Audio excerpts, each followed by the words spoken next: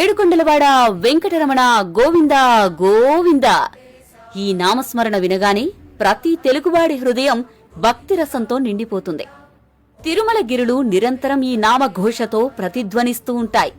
అయితే శ్రీనివాసుణ్ణి మనం ఎంతో ఆర్తితో పిలిచే ఈ గోవిందనామం వెనుక ఉన్న ఆధ్యాత్మిక మర్మం, ఆ పేరు ఆవిర్భవించిన తీరు ఆసక్తికరమైనది.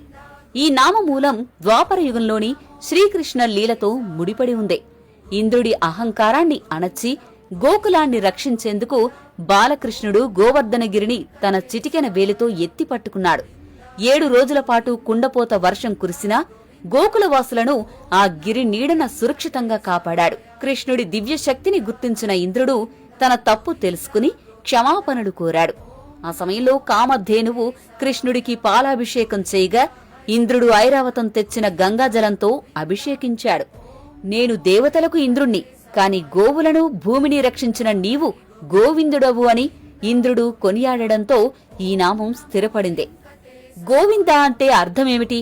గోవింద అంటే సంస్కృతంలో గో అనే పదానికి అనేక అర్థాలున్నాయి. వింద అంటే రక్షించేవాడు లేదా పొందేవాడు అని అర్థం. గోవులు ఆవులను కాపాడేవాడు. భూమి వరాహ రూపంలో భూమిని ఉద్ధరించినవాడు. వేదాలు వేద జ్ఞానాన్ని ప్రసాదించేవాడు. ఇంద్రియాలు మన ఇంద్రియాలను నియంత్రించి పరమానందాన్ని ఇచ్చేవాడు.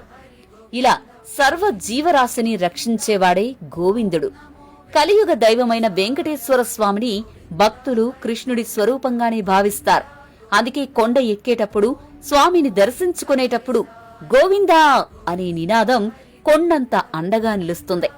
ఈ నామస్మరణలో కేవలం భక్తి మాత్రమే కాదు, సంపూర్ణ శరణాగతి ఉంది. కష్టాల్లో ఉన్నప్పుడు గోవిందా అని స్మరిస్తే ఆపదలు తొలగుతాయని భక్తుల విశ్వాసం.